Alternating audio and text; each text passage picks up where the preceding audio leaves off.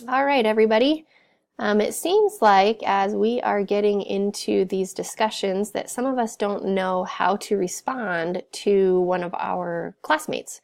So I wanted to show you on mine how I respond to you guys. It looks like Kian responded to Lucas. You can see that right here. But otherwise, Paige did, Bridger did, so that's really good. But just so that for those of you that haven't been able to figure it out yet, I want to respond to our friend Sienna here. So she said, Paleolithic period, cultural ancient stage or level of human development characterized. So what I want to do in order to respond to her is, holy heavens, use this little curved arrow that says reply.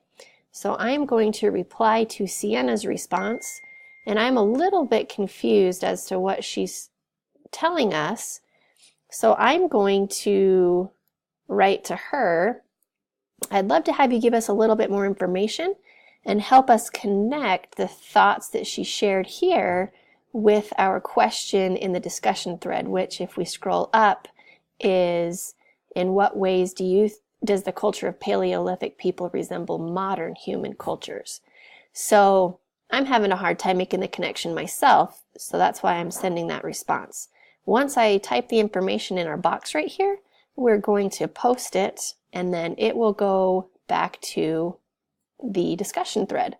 And hopefully, whomever it is that has a response will go back through and respond to the response. So that's not required, but that is typically in a discussion thread like this, that's something that is good netiquette. So hopefully that helps all of you, and we'll see you later.